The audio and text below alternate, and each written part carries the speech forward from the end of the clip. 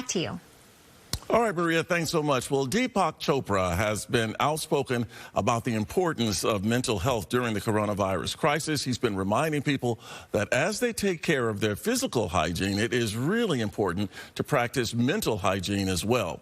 His new documentary, The Mindfulness Movement, explores ways to reduce the silent symptoms of anxiety, fear, and depression. Take a look. This experience is illuminated by the light of awareness. And then the compulsion to say this is good, this is bad, to judge, to label, all of that increases the activity of the mind. That restless activity of the mind ultimately is the cause of all stress. But when you're embedded as awareness, as the loving presence in which all is happening, that's a state of perfect homeostasis, perfect equilibrium.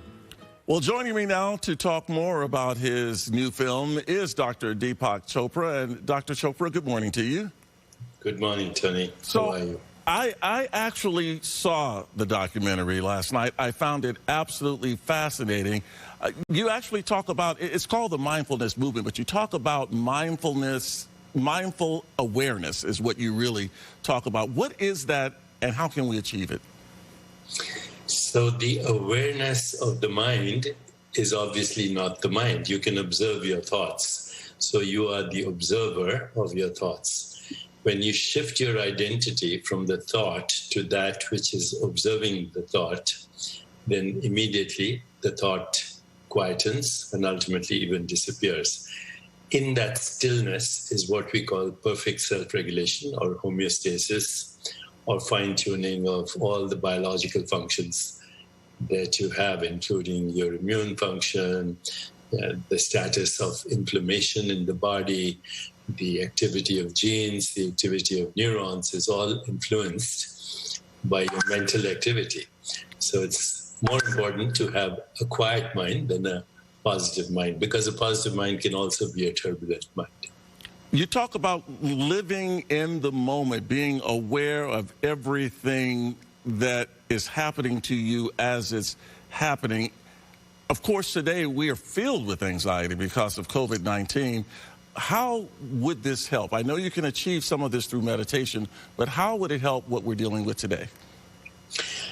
In a sense, we are dealing with grief, and grief is loss of what was a particular lifestyle and what we took for granted, including our existence. We take our existence for granted when in fact we should be surprised by it. To not be perpetually surprised by your existence and not be grateful for it is actually to lose your humanity. So in many ways, this crisis is restoring our humanities, making us ask ourselves, who are we? What do we want? What's meaning and purpose in our life? What can we be grateful for? But grief goes through certain stages. First, there's a sense of victimization, then there's anger and hostility, then there's frustration, then there's resignation, then there is helplessness, and finally there's acceptance, and beyond that there is meaning.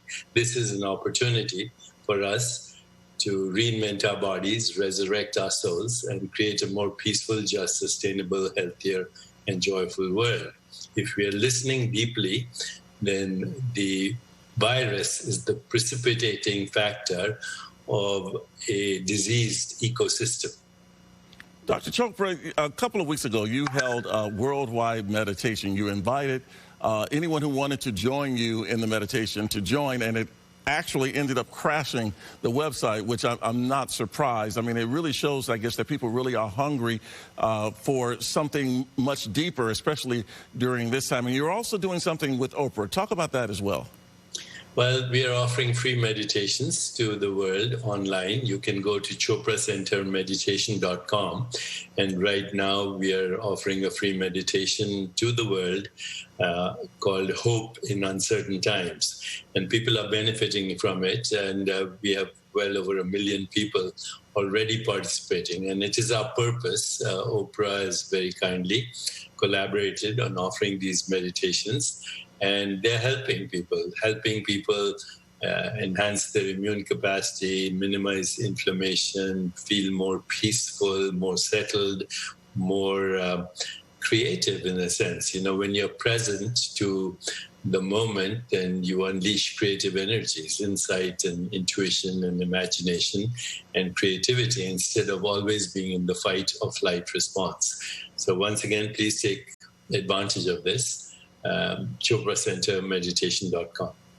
You know what? The film is available today at the mindfulnessmovement.com. And I do encourage people to actually go and watch the documentary. I found it absolutely intriguing. And Dr. Chopra, thank you so much for joining us this morning. We really appreciate it. Your calming influence, I can feel it all the way here. So thank you, sir. I appreciate it. Thank you very much.